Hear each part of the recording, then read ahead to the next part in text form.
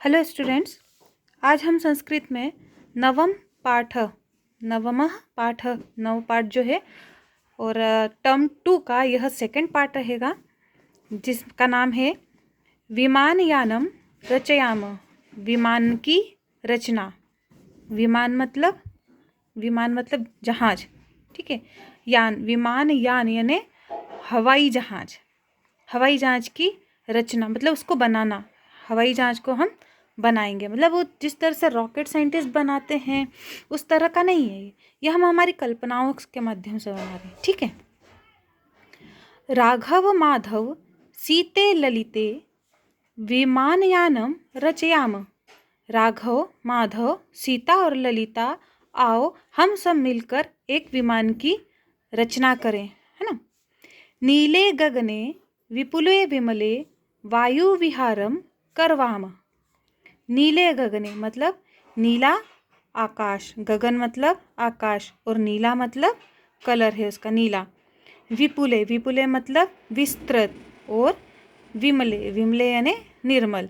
तो इस निर्मल, विपुल और नीले आकाश में हम वायु का यान बनाकर उसकी सैर करेंगे, उसमें बैठ के हम घूमेंगे। तो इसलिए किसका आह्वान कर रहे हैं हम, किसको बुला रहे हैं? राघव, माधव, सीता और ललिता को विमान की रचना के लिए बुला रहे हैं। जो उस विमान में बैठ के हम नीले गगन की जो विपुल और विस्तृत आकाश है उसके हम विहार करेंगे, उसमें घूमेंगे। उन्नत वृक्षम तुंग भवनम क्रांतावकाशम खलुयाम कृत्वा हिमवंतम सोपानम चंद्रलोकम प्रविशाम। उन्नत वृक्ष मतलब बहुत ऊंचे ऊंचे जो वृक्ष होते हैं, पेड़ होते हैं जो, वह उन्नत वृक्षम। तुंग, अब तुंगम यानी ऊंचा होता है, बड़ा ऊंचा, है ना। भवन मतलब मकान, मतलब बड़े बड़े वृक्ष हैं, ऊंचे ऊंचे मकान हैं, उन सब को क्रांतावकाशम क्रांत का मतलब होता है, क्रांतवा का मतलब होता है पार करना, किसी चीज से आगे निकल जाना। और यहाँ पर क्या है? आकाश। वह में यहाँ पर संधि करी हुई है, इसलिए यहाँ पर क्या आ जाएगा? आकाश। तो इसका मतलब तो हो गया पार करना, और आकाश मतलब आकाश के पार। खलुयाम मतलब जाएंगे। उन्नत वृक्षों और ऊंचे ऊंचे भवनों को पार करते हुए हम ऊपर आकाश में जाएंगे। कृत्वा हिमवंतम सोपानम चंद्रलोकम प्रविशाम। कृत्वा हिमवंतम, जाएंगे हम कहाँ? हिमवंत मतलब हिमालय को। हिमवंत मतलब जहाँ हिमालय रहता है, वहाँ हिमालय की सीढ़ियों, सोपान यानी क्या होता है? सीढ़ियाँ। तो हिमालय की सीढ़ियों को हम पार करते हुए कहाँ जाएंगे? चंद्रलोक में हम प्रवेश करेंगे। चंद्रलोक में हम प्रविशाम मतलब प्रवेश करेंगे। क्या हो गया इस पद का अर्थ? कि उन्नत वृक्ष मतलब ऊंचे बड़े बड़े वृक्ष और ऊंचे ऊंचे भवनों को पार करते हुए हम जाएंगे, और वहाँ पर हम हिमवंत मतलब हिमालय को हम सीढ़ियाँ बना के चंद्रलोक में हम प्रवेश करेंगे। शुक्रश्च चंद्रः सूर्यो गुरुरिति ग्रहान् हि सर्वान् गणयाम। विविधाः सुंदरताराश्चित्वा मौक्तिकहारम रचयाम। अब यहाँ पर ग्रहों की बात है, शुक्र और चंद्रमा।